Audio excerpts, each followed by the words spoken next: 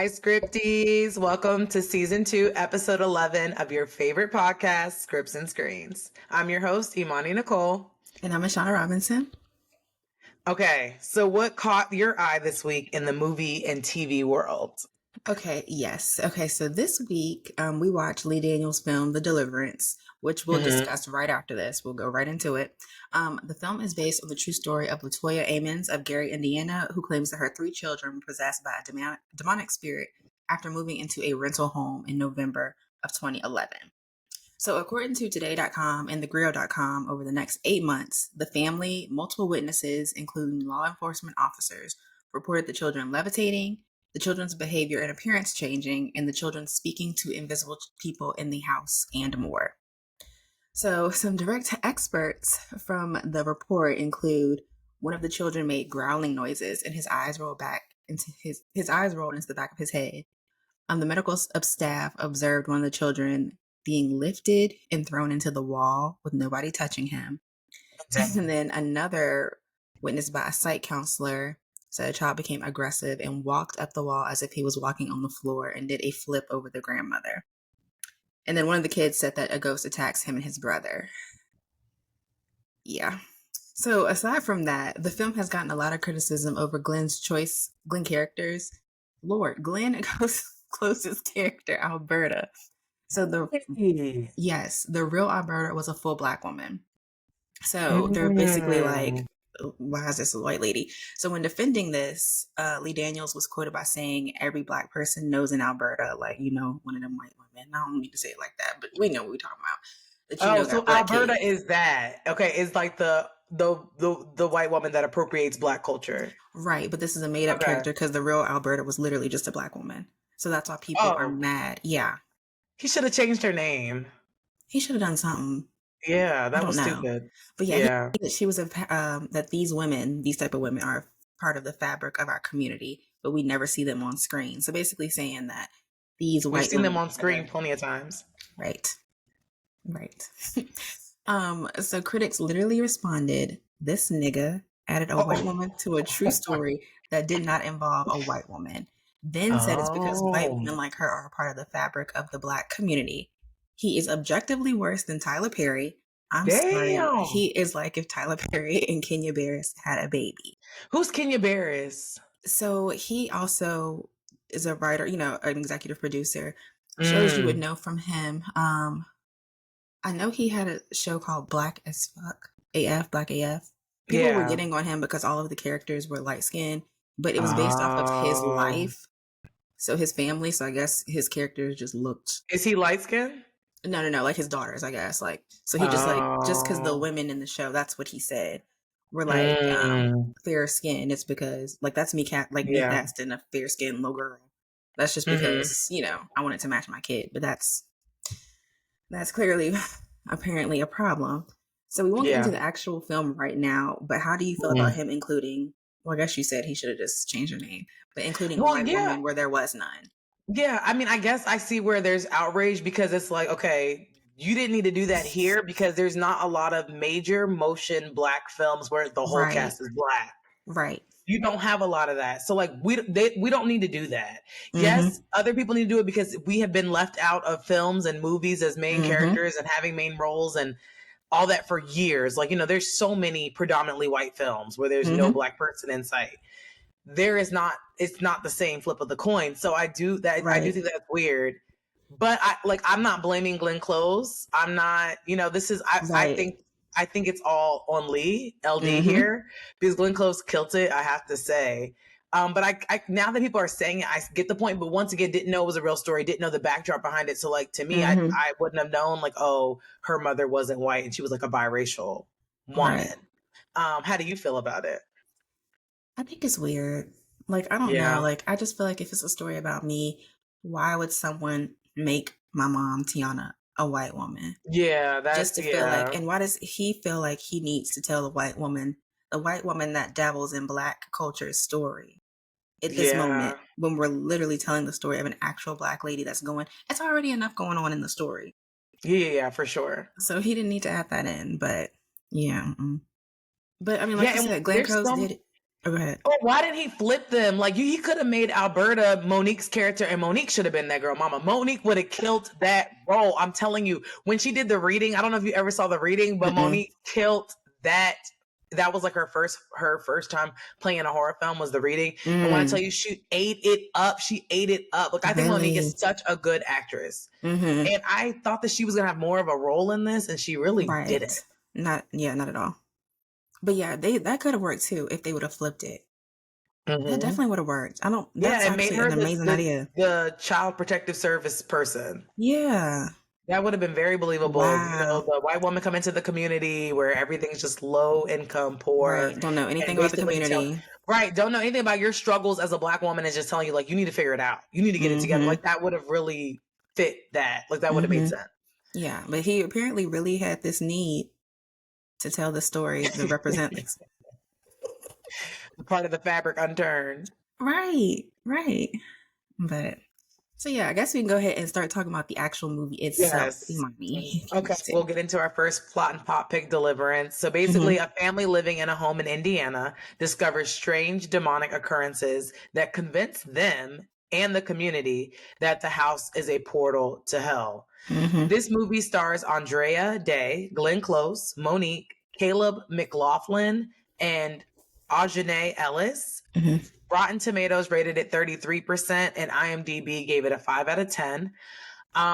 It was quite entertaining to me. I don't think it was theatrical greatness. I'm not going to watch it a second time. But it did keep my attention, and it had me laughing, which is what I believe was the purpose. I don't think Lee Daniels was really trying to be serious with this film. If he was, I think so. Okay. I would say the ending got there. Like the ending I would say was the most serious part, and not even like past the "you nappy pussy" part, which was crazy. When like it was like she found God and she basically was at peace. That was as serious as the film got for me, which was like basically the last 5 minutes. How did you feel about the film? Sorry, I'm not laughing at the film. That's not my response. I'm so weak. I feel like this cast was acting their ass off, like you said, Glenn Close. I particularly love when young actors really act, not like Disney Channel acting. No shade to Disney, because a lot of great superstars have come from Disney, but like really get into the role. Dang it, I didn't look up that child's name, but the one that played Andre, the youngest child. Yeah, I really enjoy his performance because like I don't know, I'm just really, when they're that young and they can act, like it really just does something. And then of course like I love to see Caleb McLaughlin like started out in Stranger Things. That's where I met him at. Yeah. It's like we just watched him grow up. Yes, I agree with that. I feel like everybody showed up to work. But I do think Andrea Day, the main character, Ebony, sometimes came off to me like trying too hard to give me the character she was portraying. Yeah. But I think that had more to do with the writing and less with her acting skills, if that makes sense. I can see that. It made me, a lot of times throughout this movie, it made me think Lee Daniels might have called Tyler Perry and went over a few scenes like, hey, should I do it this way? And Tyler Perry added a little twist, and Lee was like, I love that. I'm going to run with it. Especially when the demon said, I can smell your nappy pussy. That was crazy to me. Where did it even I'm like, we didn't even need that. Like, what? So much stuff in here. I felt like we could have done without. We could have did without. And then like Glenn Close, the main character's mom, Morgan, came, saw, and delivered. She embodied the hell out of her character and her role. I don't know who or what she studied, but she was a pro. And I want to say also shout out to the costume team because they really had Glenn Close dressing the part. Like they even gave her that wig. Like I don't know if you remember the internet and all the memes where they were like, if she got this haircut, she only deal with Black men only. And they gave Glenn Close that side part bust down the nails wig, yes, like and even her clothes, like to the nine. So I thought that was. I liked that nice personal touch. I know Trey, who we found out was the boy who died in the house as the film goes on. But in the beginning, it came off as if Andre had an imaginary friend. And I just thought about when we were kids and during our time, and I was like, I'm going to ask Ashana if she's ever had an imaginary friend and if that imaginary friend ever got her in trouble. Before I get into that, Dre, he was giving the same energy as Jada in The Angry Black Girl and Her Monster when she was talking to Chris. Remember that? I would have printed both of them kids so fast. Like I could not. And his name is Anthony B. Jenkins. That's his actual name. Okay, the little boy that The little boy, played yes, Andre. yes. Okay, Great job, Anthony Anthony. Jenkins. Yes. Yes. Shout But out as Ant. far as an imaginary friend, I don't think I had the time or the space for one because I had two brothers. Like, Yeah. I There felt like was they no were need always to around. imagine. Yeah, they Yeah. were just always there. Did you have Yeah. one? So I didn't have one. Like I might have I'm trying to think. Yeah, I didn't have one. It's not coming and I had an older sister, you know what I mean? Like I wasn't the first one in this Right. world. My sister was already here and like we were always hanging out all the time. Yeah, I think And I that's the same felt for like me. if I ever did, it was more like making talking and making the other thing talk. It wasn't really imaginary. Like I would play multiple roles. I had a lot of hats. I was the mom, the daughter, the whole nine. But there's a girl that we both know. We're not gonna say her name. It's not important, but she would act like she had an imaginary boyfriend. Like it was like a running joke, and it was like at our big age. So like maybe when we were like freshmen in college, like we would be at her house, and she would be like, "Oh my gosh, Anthony, why would you say that about her?" And like she would be dead ass serious and laughing, and it was actually kind of funny. I'm not gonna lie.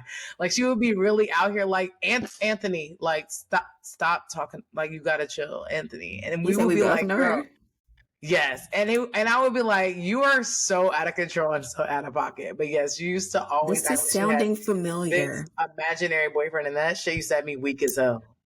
Weak as hell. Have you seen The Reading? Okay. when we do Yeah. I think I asked you earlier, but you said you hadn't seen The Reading, right? The Reading, no, I have not. No. Yeah, because that was the first time I ever saw Monique play a crazy person, and I thought we were gonna see that here, but we didn't. And the film had so much going on, and I'm just gonna kind of point out a few things and get your take on it. One of the things was Omar Epps and Glenn Close's character having a relationship. That shit was so weird to me, and I don't know why I felt like he should have been contributing to those cancer treatment payments. I was very confused. For those of you who are not watching this, I rolled my eyes, and I'm still rolling them. I used to love a young Omar Epps, like Juice, Higher Learning, Loving Basketball. Like me and my mom were watching this, and she was like, "Why he look old?" And I'm like, "Cause he is." Yeah, he didn't look good. I mean, like he didn't look bad, but he, like you said, it wasn't giving like it back wasn't in the giving day. like Same with Mekhi Piper though, because I used to be crazy about some Mekhi Piper, and you couldn't tell me. Like I loved him in that, and as he's gotten older, he's a little more seasoned looking as well. Right, but he's not in this, but he's in something else. Yeah, I think he looked fine though in that what we watched. But again, like it's not like that young sexiness like it used to be. But I feel like the relationship between him and Alberta was so cringe and so very much unnecessary. Like, what value did it add to the story at all? You could have took that whole part out. And like he really was trying to force this white woman with black kids and a black man that found God narrative on us in this movie, and he could have done a whole completely different movie solely focused on that if he wanted and to. did that and made it more I definitely agree with that. I definitely agree with that. So no, it was very much cringe, and I was confused on why he was wearing a do-rag while working at the cancer center. Like, be for real. Right. Because I done got several infusions and I ain't never seen near a do-rag. Near one. Do they have the snap back to the back or no? They don't even have that. It's the no hat policy in the building. No. You know, they have like the little nurse, like the little thing the nurses wear sometimes. That's about it. And maybe a headband. Yeah, like never seen a full blown do-rag. He didn't even tuck the flap. He had the flap hanging out in the back too. He didn't even try to tuck it. Now he didn't have good do-rag etiquette. Ayo, go ahead. And then another scene that I thought was cute, but I think I talked to my brother and he was kind of not an uproar about it, but he was like, that scene had me weak and it was a mess, but I actually thought it was cute. Was when Glenn Close was literally giving her daughter a sew-in, and then the mom was braiding her daughter's hair. How did you feel about that?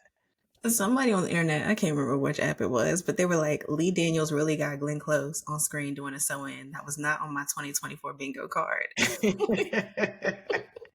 It was so random. Like, I did not expect that. Right. I did not expect that. Right. And then Ebony was so toxic, like confronting your son about liquor in his closet only to find out that he's hiding it from your drunk ass was crazy and so sad. Yeah, like I really felt bad for him because I thought it was his at first, the way she was coming on. Me too. Me And then too. I was trying to like, they seemed like they really just did not like her. And I was trying to figure out what she had done so bad because she seemed like she wasn't such a bad mom at first. Yeah. But then, like, I mean, I guess just if your mom is just drunk, I mean, you just get tired of it years after years after Yeah. years. I don't know. I kind of felt like she Yeah. was trying. Like her Yeah. In the husband. beginning, yeah, it did. Yeah. So, but yeah, then And when that they was a painted it, mess. like in the Mhm. opening with the painting, and that's why, like, so Right. when the movie first started, I didn't think her issue was alcohol. I'm sorry, and forgive me, the psych people, the whatever, if I'm misquoting that is, but it was given like almost like mood issues, like bipolar. Like she snapped on Oh, like and stopped playing around and come down and eat. Like oh he's not. yeah. It's just painting the house. Yeah. I was so confused by that. Like Mm-hmm. to me, it wasn't giving like because the mood switches were so quick. It wasn't no lead up like oh being nice and then you accidentally do something and it's like you're a drunk. It was like the moods were flipping very quickly. That it was like Mm-hmm. I thought there was some mental health going Yeah, on. I was It I was wasn't really giving confused. alcohol drug like an alcoholic to me. Right. Um, because most alcohol, like I don't know a lot of alcohol. I would say most alcoholics I know, like I'm at AA Anonymous, but the people that I have come in process with that are drunks, it's more like you could be chilling, they're being nice, but then like they overhear something, they misinterpret it, and they're spazzing. It's Yeah. not like someone's not saying anything, and then all of a sudden they're just spazzing out of nowhere. Like there's something Mm-hmm. that they see or that they're Trigger. doing, yeah, that like Mm-hmm. does that. So that threw me off. And then Monique had me weak when she was like, show me where the front door is. And Ebony was like, you've been here 3 times already. And Monique was like, well, if you stop playing musical houses, that had me weak. And I was like, I know she came up with that on the spot. I know they did not write that for her. That Oh was a yeah. Monique joke through and through. Mm-hmm. Yeah, I definitely laughed at that part too. I really enjoy Monique both as her acting and her comedy. Like Yes. she has me weak, whatever she does. So Agreed. Same. hmm so I was watching an interview with Lee Daniels and some of the cast, Mm-hmm. right? And Lee was describing all the weird things that had happened on set while trying to film this movie. So Mm-hmm. basically, the scene where we were talking about earlier, what Lord, I was about to call him Omar Epps, whatever his name is, Marcus in the movie, Marcus and Alberta. Mm-hmm. They're like, she's getting an infusion, and like the women across the room are talking about her. So apparently, the one in the chair is Lee Daniels' sister, and she was diagnosed with cancer like 2 days later. So then, like, his dog also died on set. And then, like, Monique ended up having to go to the hospital for one scene, like, and then her thyroid, like, swelled up. It was like a bunch of weird stuff was really happening. And I also saw where Andre Day was telling another interviewer that they had a pastor, like, praying on set every day. I did see And, that. I think you hmm reposted that on our page, and I yeah, saw I that. did. But I know a lot of people on social media are refusing to watch it due to them worrying about like inviting demonic presences in. How do you feel about that, especially after you saw it? So I will say when it was getting towards the end, I was like, all right, I don't know what we're like kind of trying to play on with God. I wasn't really feeling that too much. Like I'm not Mm-hmm. really into those kind of movies, but I also like am like the Lord don't got to worry about me. Mm-hmm. Like you don't need to make me an example. I believe in the Lord very thoroughly and all of that. I know He exists. You don't have to worry about me, Lord. You don't need to give me an example. You don't need to make me know Right. you exist because I know you exist. Right. So like for me, I was like when it was towards the end, I'm like, yeah, this is kind of borderline walking that line, and like to me, I get people saying that about this film more so than they were trying to say it about Judas and the Brother Black Messiah. Clarence. Yes, Brother Clarence. Clarence. Thank you. I was Mm-hmm. going to say that Judas and the Black Messiah was a completely different thing, but yeah, Mm-hmm. about Clarence. So, but that's why I was glad in the end they wrapped it around to her basically like believing in God and saying like, you know, if it's meant for me to have my kids, it's meant for me to have my kids. So he Mm-hmm. saved himself. But yes, I agreed that towards the end it was getting a little borderline. Like, where are we going with this? I'm not really feeling it. Mm-hmm. But I do have friends and like family members that like are not into those kind of movies. Like they're not going to watch like The Exorcism of Emily Rose. Like they don't really want to play with God, even if it's like a Right. film. Mm-hmm. How do you feel about it? Um, yeah, I definitely agree. Like, especially that scene where she started like randomly like speaking in tongues. I was like, all right, now, Lee. All Yeah, right, now, right, Lee. All right, now. right. But like, I don't know, whenever like I just start thinking about it, I'm like, I rebuke you in the name of Jesus. But I've been doing that anyway. Like, just Yeah, all types of negativity. Like, I gotta rebuke yeah, this laziness. So I've just been doing it. But I've been fine. But yeah, these people are acting like if they watch this movie, they gonna invite something right on in their home. yeah. And then someone else also said on social media, because social media is crazy, that y'all ain't worried. The spirits y'all need to be worried about is the sorry men y'all lay with. But that is There's a point neither, there. yeah, neither here nor there. But yeah, It overall, this movie, it was interesting was based on the true entertaining. story. Yeah, I think I might. There is a documentary I gotta look up a little bit more on that. I Mm, probably will watch and see. I know yeah. they did eventually bulldoze the real house in Indiana, Yes, but I saw it's that at the end of still, the yeah. film And like it reportedly, yeah, it's still like weird stuff going on around it. going on around it. Yeah, It's so scary because like you don't ever know like what you're moving into. Like they yeah, literally just moved into this rental house. They found a rental house that they could yeah, afford, and it's like, all right, and it looked fine, but you yeah. don't know. But I also think it's one of those things where like, okay, you know how it's like voodoo where it only they believe, I don't know if you saw the Skeleton Key with like Kate Hudson, Oh, but the thing was is it only affects you if you believe. Like if I you don't believed it. believe, yeah, like I don't Mm-hmm. believe like even if demonic spirits exist, they cannot attach to this soul. It's not gonna Right. work because I'm not gonna see whatever you're trying to get me to see because Right. I got God vision up here. I'm not gonna see it. Like I've Right. never seen a ghost. You know, as crazy as it gets here is like when the AC cut on and my door closed and I'm like, what the hell? And then I'm like, oh, the air just turned on, Imani, and just blew the shit closed. But like other than that, it's a godly home over here and we're good. Moving into our recommended listeners watch recommendation this week. Yes. So we did season 2 of House of the Dragon. The prequel is set 200 years before the events of Game of Thrones, telling the story of the Targaryen civil war with King Viserys I, Targaryen's children battling for control of the Iron Throne. This was suggested by Alex, IGAGG underscore 010. Rotten Tomatoes rated this show an 87%, and it has an 8.4 out of 10 rating on IMDb. So in the last season, we saw that on his deathbed, King Viserys telling Alicent that Aegon was sent to unite the realm. I think this is so crazy that all this drama started because when Viserys said Aegon, he was talking about Aegon the Conqueror and was telling an Right, old story, and Alicent thought he was talking right. about Prince Aegon, her son. And that's what we figured out at the end of the episode. Cause I remember, I think I Mhm. asked you last episode, like, do you think like he was just drunk off, like, like not drunk, but like, heading into his last month and just saying anything, like, just talking, just like blah, blah, blah, blah, like when you're really sick and ill and we like, we're Right. kind of trying to figure out what our thoughts were on that.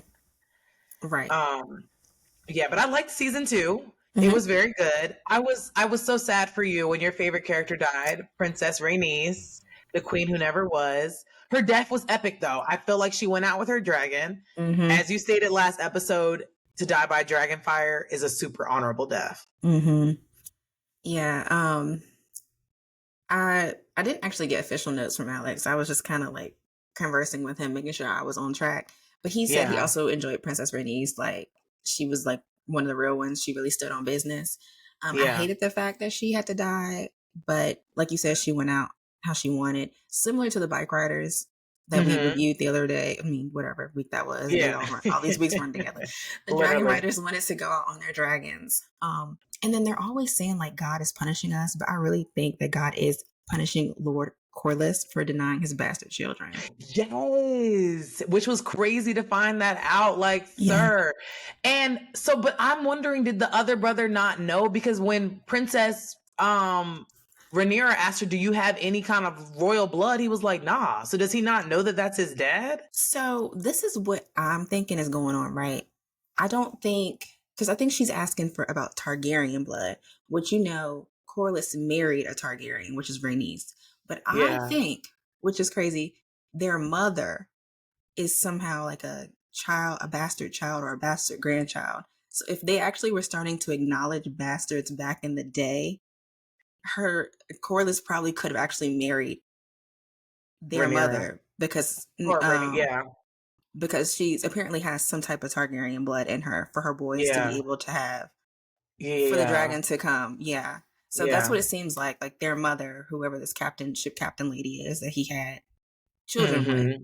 had some type of Targaryen blood. So but yeah, they took away his entire royal family that has, Mm-hmm. and left him with his lowborn family, which is going to Mm-hmm. prove to be helpful, I think, next Yes. season, especially for Rhaenyra's fight for the throne.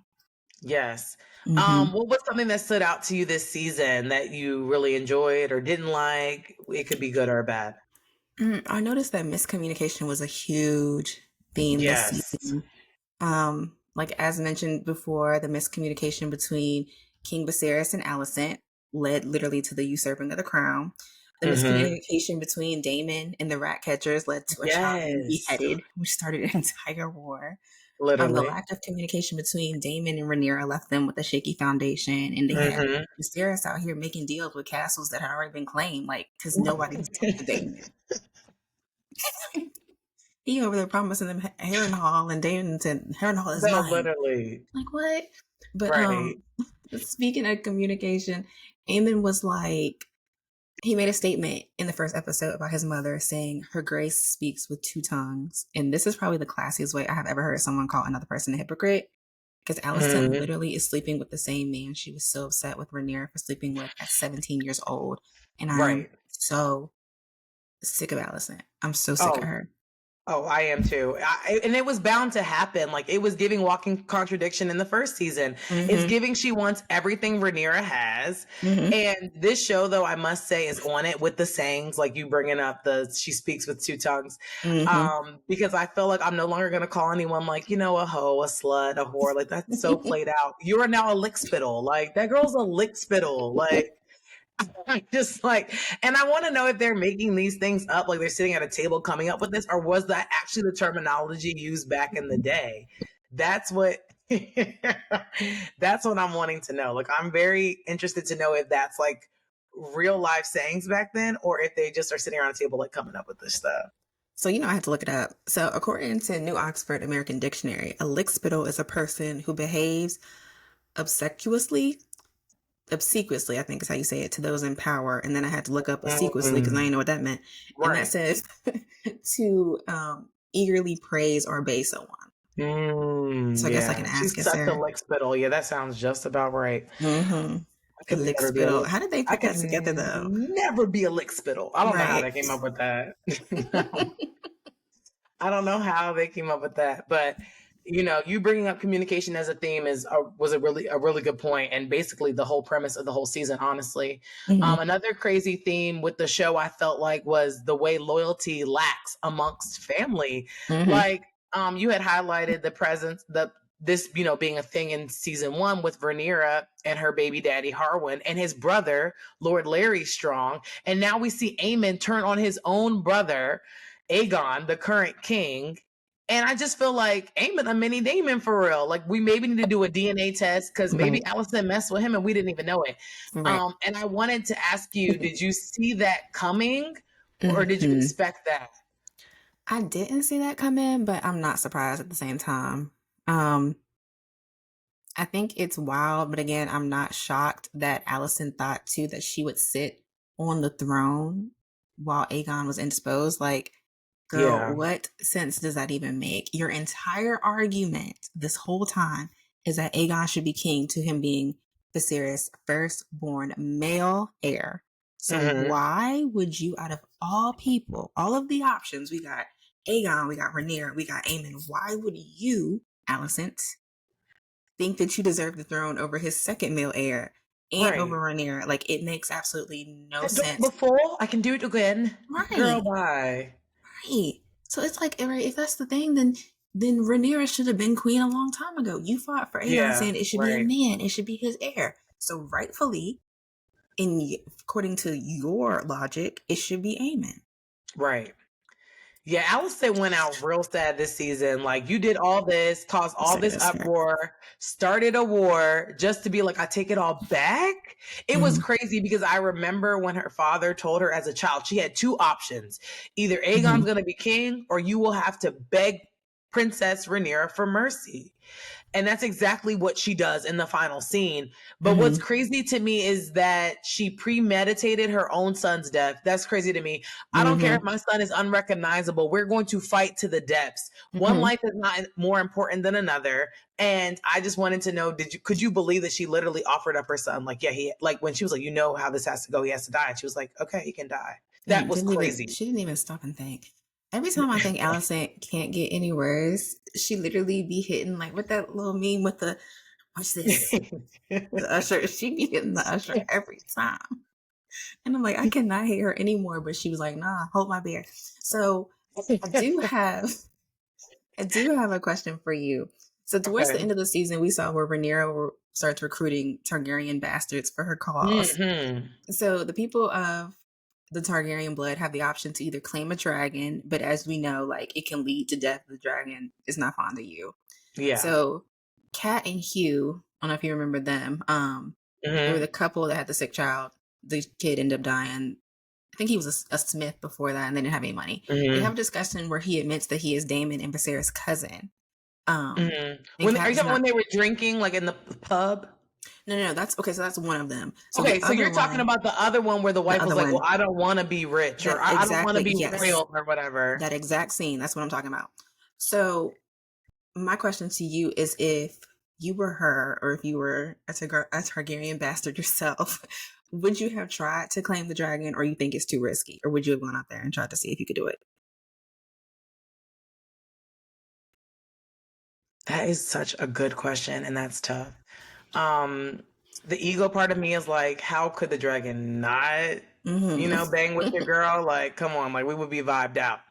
But then another part of me is like, is it worth it to ride this dragon, like, and then to just get to flame? Like one of my biggest fears is like dying by like burning to death or drowning. And I feel like I would pick drowning over my literal skin burning. Right. So I think I'm gonna lean with too risky, because like when I think about myself, I'm so super anxiety driven that I would have been like, nah, I can contribute in another way, or like maybe find a way, like as the bachelor, be like, hey, I don't want to do any dragon thingy, but I can do this. Like I'd probably present like how the prostitute did to Rhaenyra, who they were kind of having a little relationship. I don't know what we're gonna see with that in season 3. But I think I would more so pull what she did, like be like the connector. Like I'm cool with everybody, so I'm telling you what's going on, like what the tea is. But I don't think I would go for it. What about you?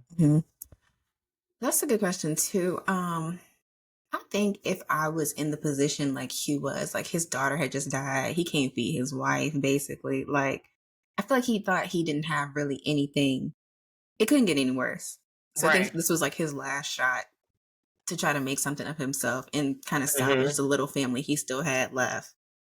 So I might have, but I mean, clearly that's not the case, because they were definitely afraid of those dragons. But like, you know how they say horses can sense like anxiety. I really don't like that. What happened to me? I get out there and the dragon might like me, but I'm over here shaking because I'm having an anxiety attack. And then it's like, all right, let me just burn this bitch real quick and move on to the next one. She's doing too much. She's doing entirely too much. Let me put her out of her misery real quick. She's doing entirely too much. I am so weak. One of the scenes that shocked me was when Daemon bent the knee. I was scared that when she sent the one guy to basically spy on him from the council to see if he was building an army for her or his own self-interest, but he ended up, reproclaiming his loyalty after seeing into the future. And that to me I thought that Rhaenyra was going to go and just have him killed, because I thought like once he confirmed, like I fear it's worse than what we thought. But he actually was like, we fight for her, and had everyone like in unison ready to support her. Were you shocked by this? Him bending the knee to her probably was the most romantic thing that he's ever done in his life. Facts. Big facts. He's like, you're my queen, like the whole little thing. I'm like, this is a new Daemon. But like after he kept having those hallucinations that were bringing up like the darkest parts of him, like the one of Viserys, young Rhaenyra, Rhaena, and even the creepy one. I don't know if you realized he was having sex with his own mother. Yes, I wrote that down and I was like, this is crazy. Yeah. Nasty. Yeah. So, the internet dive I did said that it was his longing to be loved by his mother being manifested into a sexual fantasy. And I'm just like, Nah, we don't need to manifest that. Just don't Yeah, love that's me. I don't crazy. care. If that's what it Right, takes to I don't love me, I'm good. right. But after That was all of crazy. that and like him seeing that, finally seeing like the one where Rhaenyra is on the throne, I felt like he was gonna do the right thing. Mhm. So yeah, so do you have any predictions for next season, even though we got a while?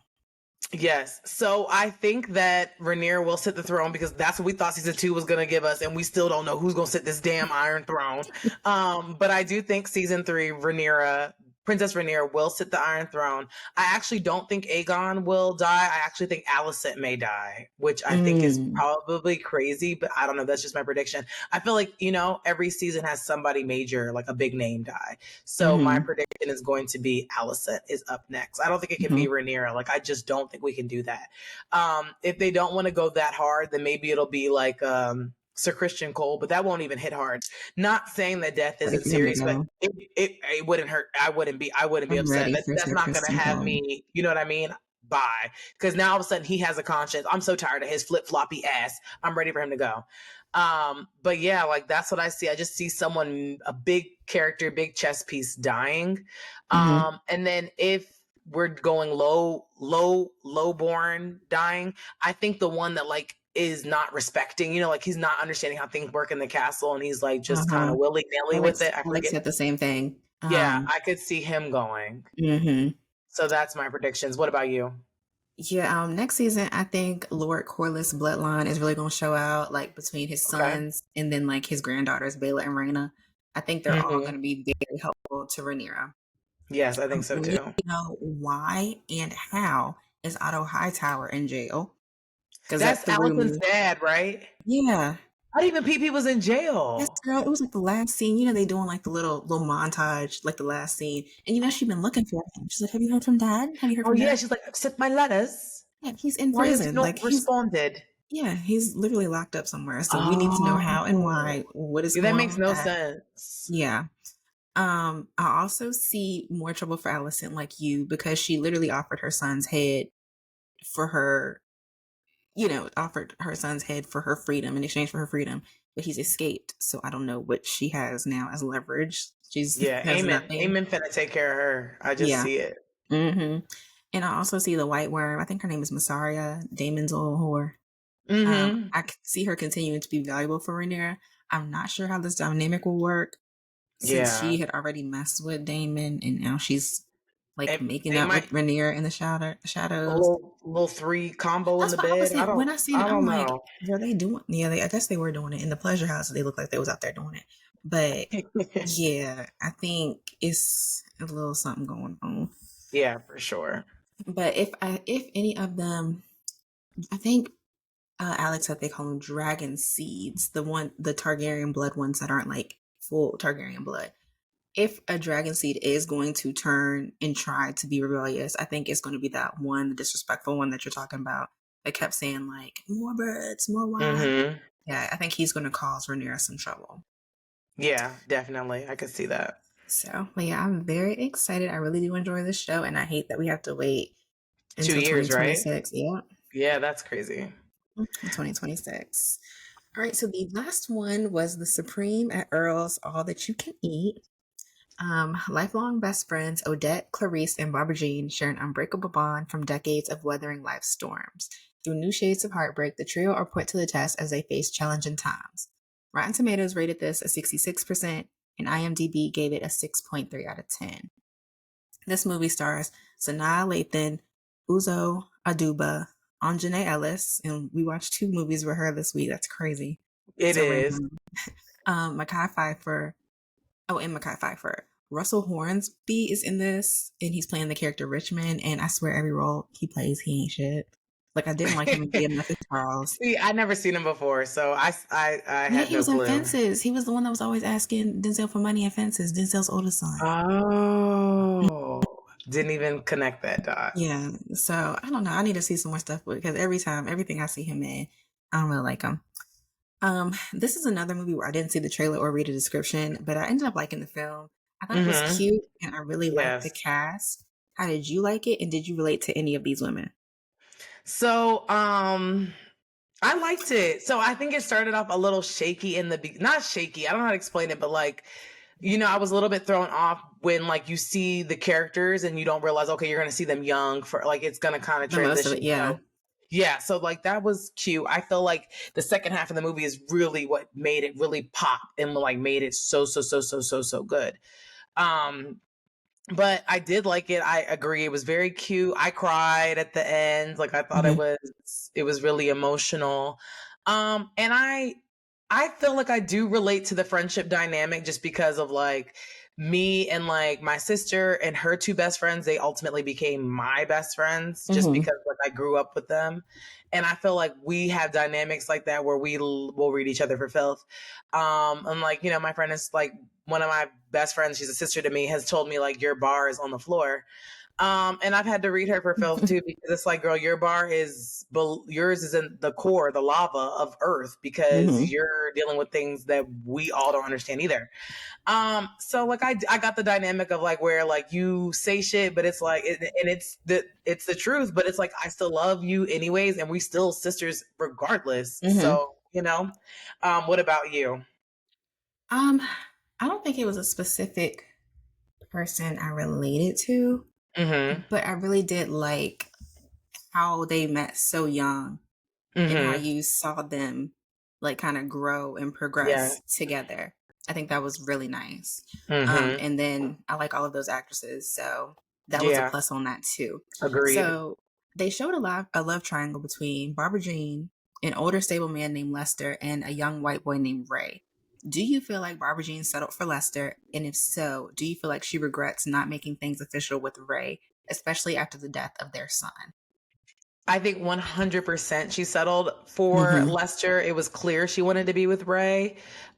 Even when she was like meeting and hanging out with Lester, she would literally leave Lester, like could be Mm-hmm. literally a dance number and be like, I'll be right back, and would go into the bathroom. She was putting it on very thick for Mr. Ray. Mm-hmm. Um, but Yes.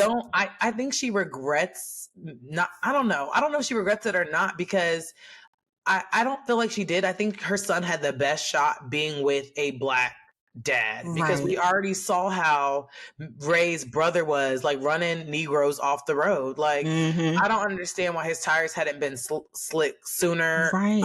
I don't understand and that was sometimes the movie gave me feelings like, are we still segregated? Are we not? It Mm-hmm. like kind of bounced on that borderline of the two.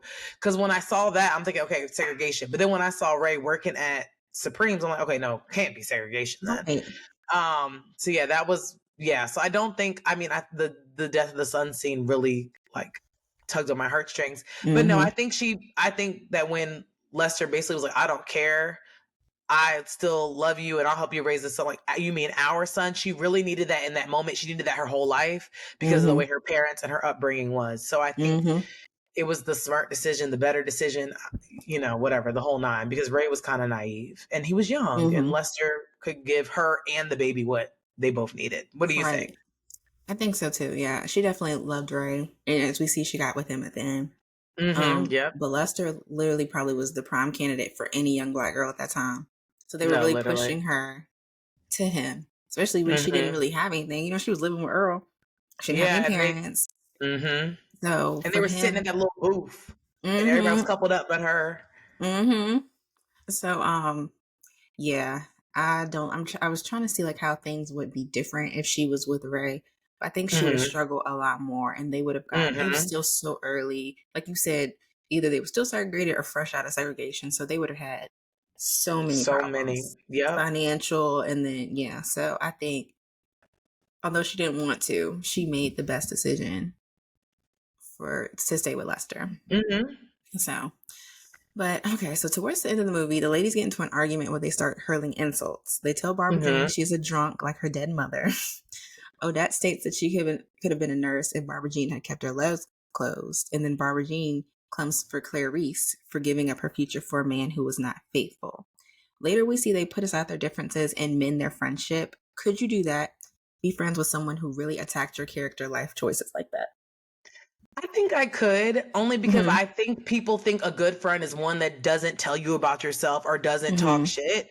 And I would say, like, just, piggybacking off that earlier conversation, like, there are two girls that I consider sisters and we're not blood. And we have hash outs like that amongst each other Mm-hmm. and to one another. And I think that's what true friendship is. I think being able to do that is what separates people who are friends and people who are family. You know what I mean? Like, there are people that you consider friends and there are people that, like, no, that's family. Mm-hmm.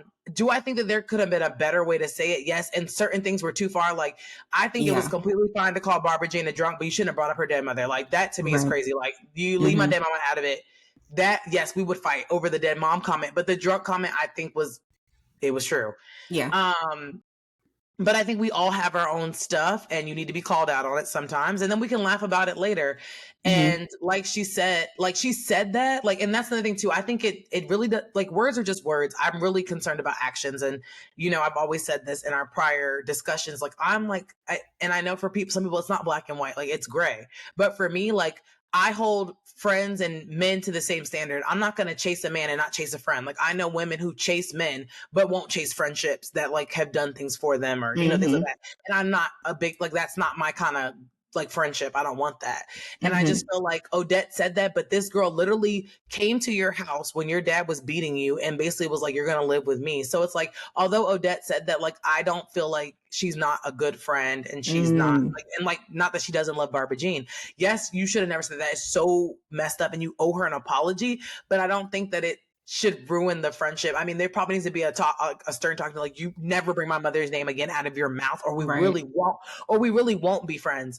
But I do also think that there's no excuse, but, like, the cancer drugs, I feel like that does a lot to somebody. You're on a lot of meds. Your mind is willy-nilly. But Odette still had that personality, though, of just saying anything that came to her mind throughout the movie. So I still feel like, regardless of the cancer, she would have hit low blows. And I just think I have pride. Like, I feel like if a man said something like that to me, we would not speak. Like, you don't have to worry about me, baby. You don't have to worry about me. But yeah, I'm just way more concerned with, like, how someone moves versus what they say. And people just be talking and emotions can sometimes run high. And, like, even when Barbara Jean was going to get that abortion, like, Odette was there, like, had that girl's back. Right. So yes, the dead mother comment is crazy. And I think that if Barbara Jean decided to square up with her and, like, hit her, Odette would have had to take that. Like, she would have had to eat it. She couldn't be mad about it. Like, I feel like they both could have reacted, whatever, but at the end of the day, we can't be mad because you said what you said and I bing bong, Like, what do you think? Could you have been friends with women that, like, did that or said things like that to you? No, like, Yeah. I don't know. I think, like, everybody is different, but I think I take things personally, again, in the context. Like you said, like, a good friend is somebody who's going to tell you about their self, right? So if you think I'm doing something dumb, like, all right, Ashana, you need to stop doing this. But if you wait, it's been 3 years and we're in a heated argument, and then all of a sudden you telling me, well, I don't like how you've been doing this. Now that's a whole different. Now I feel like you're just trying to weaponize either something I said to you or how I've been moving. And if you genuinely cared about me, you would have told me in that moment. Like when Barbara Jean told Odette, like, you settled for being a lunch lady for the past 30 years. Okay, why you ain't say something the first year, the second year? You let 30 years go by? No, like, I feel like, okay, like, I feel like if you were a lunch lady for 30 years, like, I honestly, if we're being honest, Ashana, and you were, I would probably, like, okay, so the real version of me would be like, that is a damn shame that your ass went to college and you're a lunch lady. Okay. Right. But Exactly. if I'm talking to you, I wouldn't say it like that. I'd be like, But you're you better than something. that. Exactly. I would be like, you're better than You would that. have said something. But if I got mad and we were at it and you said some shit that pissed me off and I was like, okay, I'm going to go lower. Like, girl, you a damn lunch lady. Like, I'm not going to make it cute. You know what I mean? But like, I'm not going to make it cute. I'm going to come at you and try to hurt you. Earlier. You should have said something to me about being a lunch lady earlier. But it's not my business, the choices you make to be a damn lunch lady. Like, you know what I mean? Like, can you think about if somebody just was coming at you about choices that you make that have nothing to do? Like, yes, you being a lunch lady, like, I think that's a mess. But, like, at the end of the day, like, I'm not a lunch lady. So, like, what you do with your life, why is it my business? Okay, but all right. So comment on, like, to comment on. Right. So I would rather you comment on it just in general than versus it's not your business then, but now it's your business to tell me about myself when you're mad at me. You see what I'm saying? Yeah, like, you're like, yeah. So I just really feel like if you in your mind that much, so that's what you're gonna use to weaponize and try to hit low. if you really cared about me, you'd be like, all right, Shauna, we was in Hampton together. I know you ain't passed by, but how about you go back and try? Like, economy is hard. I know, friend, you probably need a little more money. Like, come on. Like, if you really cared about me, because I'd be really upset. And I Okay, think so like if what if your friend said that to you, right? Like the nice way right there, but then when y'all arguing, they decide to say it again, but now they're saying like you a damn lunch lady. Like, why would I even listen to you when you make you know what? I think you I could eat know, it. I could take it that way because you've expressed it to me okay. before versus it like this is how you've been feeling this whole time. And now that Yeah. we're mad, you just gonna throw it out. Like, I Okay, don't okay, I can know. respect that. No, I get that because it's like you came out of nowhere with that, and you've been sitting on this all your Right. life. Okay, Yes. I can understand That's why that I was like, because you I know, agree with you. I okay, so yeah. I definitely agree with you because Mm-hmm. I agree. I don't like that because me and one of my friends fell out about that because it was like I'm telling you about I'm doing what you said where I'm like no, I'm telling you in the moment like I don't really agree with that. I don't think you would move like that. I think you would move like this, and then it's like oh you want to sit here and go down a laundry list of stuff that you don't like about me, girl. Right. Bye. You Because should it's have like, been brought that shit up. exactly. Because it's like, all right, so you've been sitting on this whole time. That's what you really don't like me like that? Like, No, yeah, I don't okay, like you facts. because I you did never thought this and about it. this. Yeah, it just seems Yeah, you broke so. it And down then I very know, like well. I said, like, I'd rather someone like try to fight me. I don't think any of my friends will actually try to fight me. But if like we Yeah. got No, you into have to it, worry about me. We're not squaring up. right. But even if you called, like, we got into it really bad and you was like, Sean, I'm about to come over there and slap the shit out of you, I would respect you so much more than you'd be like, that time in Hampton, you really, like, I don't know. I just could not. Like, if you just started pulling up all this old stuff, Yeah, that laundry would list be of things you wild. did not. Because I feel like even like, all right, if we are riled up, like, we'll eventually be like, all right, like, we genuinely care about each other. But like, if Yeah, you I don't bringing think up we do old low stuff, blows. Like I feel like even when like we right, don't that's why we're agree, I feel friends. like Yes. I feel like we will passionately go back and forth about our point about it, but I don't think we Right. ever stoop low to be like, and that's why I played you. Like we don't do Mm-hmm. that, you know? It's Yeah. like it's just one of those things. Yeah, and that's essentially what Barbara Jean did with Clarice. That's why I was like, she was like, basically, you gave your future up for a man that ain't no good. Like, I felt like that's Yeah. what she was doing. Like, because you could have been said something about That's true. You Richmond. right. You right. Because again, like you said, I think a good friend, we don't let our friends. I mean, certain things like we can express our opinion, but it's up to our friend to really Yeah. make that decision if she gonna change her life or not. But if we sit back and don't say anything, and then Yeah. she keeps It's making these weird. decisions, and then when we get mad at her, that's what we go to. I don't think Yeah, that's a because I friend. mean, no, I agree. I feel like you done said this to everybody else. You done wrote it in your Right. You done talk to diary. everybody. Yeah, Right. you were like, oh, if she ever come at me, I'll light her up with Hmm. this. And then on this, yeah, no. Mm-mm. No, Mm-mm. I definitely see your point, but yeah, I think I'm just opposite. I don't think I'm fighting anybody over anything. Only Yeah. person I've I'm ever not. fought is my sister. I've choked her out for sure. Mm-hmm. Um, but and that was also when we were like kids. But I've never Mm-hmm. physically been in a fight. But don't get me wrong, like I feel like the way we were in college, like if somebody wanted to run it, like let's run it. Right. But I feel like more people wanted to fight me randomly Yeah. than I don't know what was going on with you and Money, but they stayed wanting to put your ass. No, they really did, and I was so Yes. Yeah. confused. I think they were too, and that's why it never actually came to fruition of me actually physically fighting anybody. But Mm-hmm. I felt like you and Brianna and like whoever was with at the time would have definitely like not let me get Yeah. jumped. You know No, what I you would have been mean? Like, jumps. No, and ma'am. like same Mm-mm. with you guys. Like, I'm not about to let nobody sit here and like then we about to tussle. Like, Mm-hmm. we're gonna tussle it out. Right.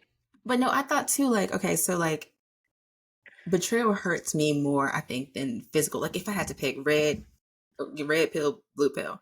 Yeah, But I think too, like subconsciously, the same as kind of goes, well, I guess parents are different, but like most black people I know, their parents like beat them. yeah, And like we even joke about it, like, yeah, we got our ass whooped. We got our right, ass right. whooped. But I feel like the people that don't deal with their parents, it's Hmm. not the ones that I know, it's not because their parents beat the shit out of them. It's because their parents broke their trust some type of way. So I think like Mm. subconsciously, I can't speak for everybody else, but like a lot of people, they can take more of a physical because like you said, like your sister, you fought with your sister, but y'all can still move forward. Versus if Jasmine did Yeah, something to like break your trust, and like, I know you my sister, but I ain't rocking with you right now. yeah. So I don't know. I just think it's difficult because I get your point there, like as you're vocalizing it and putting it into words.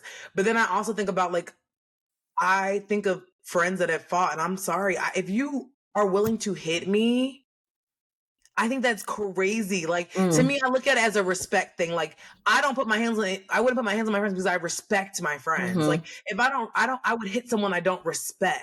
I'm not going to hit people that I respect. So it's like, I feel like if somebody hits me, and I think also because like when my dad used to whoop us, it was a whole, like, he never touched us in our face. So there was no slap. Like, I never got slapped in my face. So it's like, if my friend is literally going to slap me in my face or punch me, like, I we can't be friends. Like, I don't think I could forgive that. Like, I could forgive you saying some shit that you said out of character or whatever the case may be.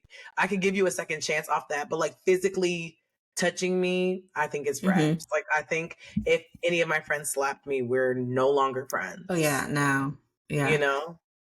I say that now, but I probably would cancel both. Yeah, well, yeah. Again, like, I think if someone's like, I agree with you. To be honest, like, you bring up if you say dead mother, we probably won't be friends. Like, I feel like I would probably get over it to the point where I could coexist with that person in the same room, or like if we had to speak about something because it's like someone's birthday or someone's party, I could do that. But it was like, you and me will never be close again because you said that. Right. And then it's like, if you physically touch me, it's like, yeah, no, we're cool, we're done, we have nothing to talk about. So it's like both are like, it's raps. I just know if I was in that room and I was either Barbara Jean, Claire, one of them, I probably would not be talking to them again. And I know that's terrible because I would have messed out on the 30-year friendship. And even if you're running cancer,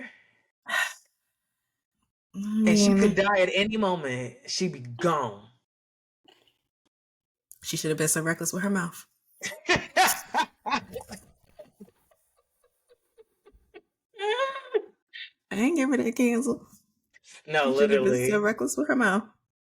No, literally. And you know what? It's so funny that I asked you that because I hate when people ask that. Like, sometimes people will ask me like, oh, I can't believe, like, oh, you haven't talked to such in ages. Like, what if they were like, something happened to them tomorrow? Like, okay, like, I would attend. But like, I think what people don't understand, and I think that what I'm learning at my big age is like, things happen for a reason. Sometimes God puts those things in place for like friendships to not last forever, or a season. Because like, have you ever had that moment where like you might not have been friends with somebody, you circle back and you're friends with them, and then you remember the exact reason like why we don't like, this is exactly why we don't like do this. So to me, it's like, no, there's not going to be any regrets on my end from that point, because also I feel like I move in a way that like I'm not going to have regrets because like I just think that I'm a decent person. I'm not perfect, but I'm a decent human being.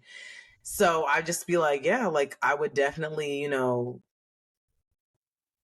it would be sad if they left the planet, or if anything bad happens to them, like let's say they're even still living and they got hurt, I would feel really bad, maybe send an arrangement. But at the end of the day, it would not make me say, oh my God, I almost lost you and we need to be friends again. Like, we need to fix this. Like, no, I feel like you should naturally have that emotion. It shouldn't take things happening to people for you to have emotions like that. So for me, it's just like, I think things happen the way they're supposed to. Like, when I think about my life, I don't feel like anything hasn't made sense of the way and direction it's going. Right.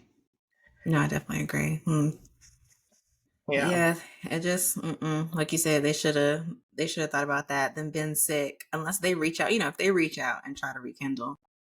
Yeah, and I'm always open to that. Yeah, I'm open to a reconciliation, but I also think like I said, I'm very black and white, like it is with men, like it is with girls. It'll never be the same. I can't get there with you. Like, I'm just not going to get there with you, but we can be cool and have like the greatest time, but we are never going to be how we were before. We just not. Men wise, like that's why like I get like, I know some people like there's some love stories where like, well, I don't know any personally. I mean, look at Ben and J Love divorce, and like they were talking about, oh, we were soulmates, we came back to each other after 20 years. Didn't work out. The problem, I feel like, it's her. I think she just does too much stuff for show. And like at the end of the day, like some of us really don't care about that. And I feel like Ben doesn't care about that. And I feel like, and I'm not to compare the Jens, and because I don't know either one, but Jennifer Lopez gives me way more pick me vibes. Everything's so strategic than Jennifer Gardner. She gives me just like chill, like I don't care vibes. So I don't know. Like I think J-Lo just needs to find someone that's meets her compatibility. Like I feel like everyone she's dated hasn't really even made sense to me. Like even like I don't remember his name, but Lopez, and then like the baseball player, Like, I don't know. Like, I've never found someone that I feel like is as upbeat as her. And like, you know, like, I don't know. I almost feel like she needs one of those YouTube relationships, like a man that's going to like do the little skits with you or do whatever you want them to do. Cause like, Right. that's what you tried to give us. Like, I saw this clip on Instagram where like, basically she had saved all her letters that Ben had sent her through the years, or Ben had saved them. Either way, as a ex to either one of them, that if I ever would have found that notebook, we would have gotten a divorce, because why are you holding on to letters from Right. somebody you were engaged to? I'll be damned. But she, like, Ben gave it to her as a book, and it was like all their emails, all their notes, whatever. And it was like on her documentary. And like she would literally have it in the studio, and people were like, can we read it? And she would be like, yeah. And you see like this awkward ass clip where Ben's like, yeah, she let people read them. And like you could tell he was uncomfortable. And it's just like, you guys are just like two different people. And I feel like it's so important that you can be opposites, but you can't be opposite on core values. Like I can love roller coasters and you hate roller coasters, but we can't disagree on like how we think we should raise children. Like the relationship is never going to work if it's monumental core values. Right. And I think their core values are different. But No, this week had so many discussions. Yeah. Yeah. I don't even know how we even get to Jennifer Netflix. You said what? How we even get to them? I don't even remember. Oh, me saying it's black and white. Like I'll never feel the same way twice. Where like Jen and Ben were like, "Oh, we've been apart for 20 years, and we're back like we never left." I can't be back like we never left with nobody. Every time we see him. No, for real. Every time I'm just miserable. I'm like, let that man go. No, literally. Literally. Well, guys, that is episode, what number? Because I said the wrong number. 11. Episode 11. And next week, we watch Tell Me Lies, season 1. Lord have mercy. Even watching it, like this is like my like second and a half time watching, and I have like literally my notes is like this long. This show is like it touches toxic to a different level. I'm so tired of Lucy and Steven. Like, I don't know. I'm so tired of both of them. And I didn't feel that way about Lucy in the beginning, maybe because I resonated more with her when I watched the show of like just clearly low self-esteem. I mean, I can see how, but she is really, I feel like she might be just as bad as Steven. Like, she's like when I'm watching it back, I'm like, oh my God, they're two peas in a pod. Like, they're both terrible. And I just always felt like Steven was like the biggest villain of the world. Yeah, he need therapy. He really need therapy. She did too. So yeah, we're watching Tell Me Lies. Y'all tune in because them folks crazy. Rebel Ridge on Netflix, which is actually recommended by Ashton, my brother. I don't know what his Instagram name is right now, but I'll tag him. And also Scoop, which is also on Netflix, and it's Emmy nominated. It's a story about basically an interview that Prince Andrew did, I believe, about his friendship with Jeffrey Epstein. So that should be juicy. And I know that it ain't gonna make no damn sense what we're gonna see with that. But we cannot wait to discuss with you guys next week. Please continue to send us your recommendations. And as always, thank you so much for watching, listening, whichever platform you prefer to hear or see us on. We love you guys. And until next week, have a great weekend. Bye. Okay.